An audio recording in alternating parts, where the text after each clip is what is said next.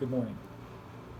John Griesenbeck here from Okinawa, Japan, and want to discuss a little bit about the book Everybody Lies by Seth Steven Davidowitz.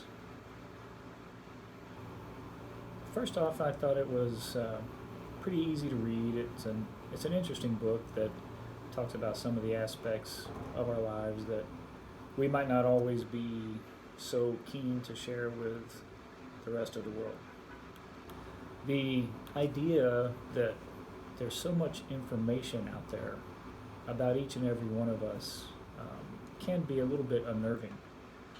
The idea that what we do specifically on the internet can be tracked and compiled and stored and ultimately generated as a commodity to trade is something that we're not always willing or even comfortable to talk about, especially as Americans, but generally around the world. I think privacy is highly valued. But privacy is also something that you lose when you use the internet. The fact that Google and Facebook, as we've seen in the media recently, and pretty much every search engine and website that we visit tracks our movements, tracks the data, tracks our history, tracks our searches, and that information can be pinpointed down to you as a person, specifically if you're logged in from other sources. The issue that really comes to play, and the premise of the ability to use big data that Seth puts forward in this book, talks about how what we do on the internet, and we lose that barrier between ourselves and the person that might be asking information whenever we're doing that in the privacy of our own homes, or between us and the keyboard, that's truly our unfiltered and unedited self.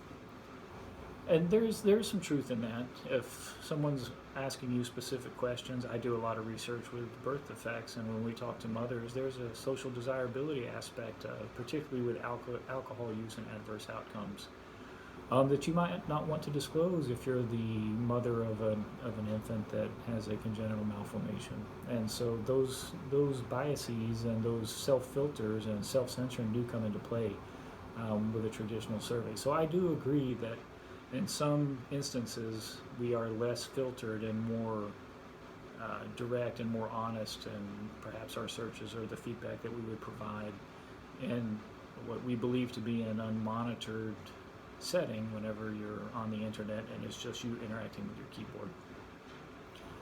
I don't know if every internet search, though I'm not sure that I agree that can be used as a proxy for openness, and I'm not sure that really the validity of the big data can be used in all instances to completely characterize an individual.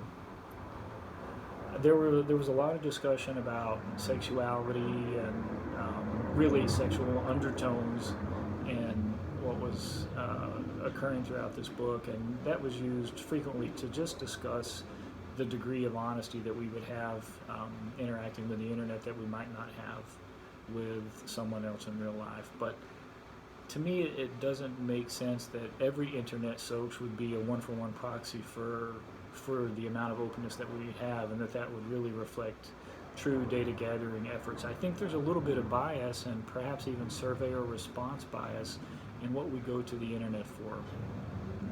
I'm not sure that you could say, and you could completely rule out really socioeconomic factors in where we get our information.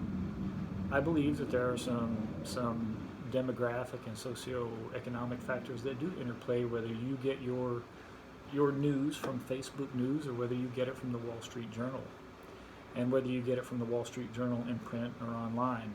No doubt that I am not arguing that everybody uses the internet, but I'm not sure that every internet user uses it in the same way, and that the data that they're providing can be used to draw generalities across really the Gaussian distribution of the population.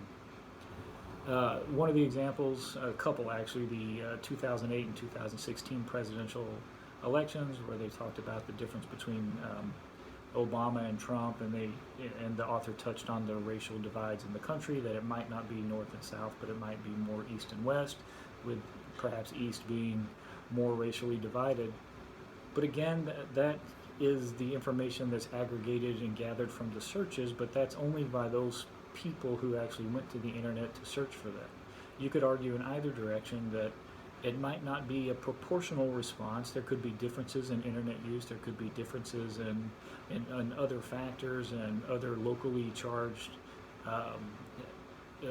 politics that have driven some of those changes. And it's not strictly a one-for-one exchange. Big data, and it's not just in consumerism, and it's not just for purchasing power. I think that as time goes on, these profiles will become extremely more robust and extremely specific, and that the big data as we see it now will be more identifiable and personally identifiable. So I think that overall the book had merit, and the book was interesting, and I did enjoy reading it and agreed with some of its premises. Thank you.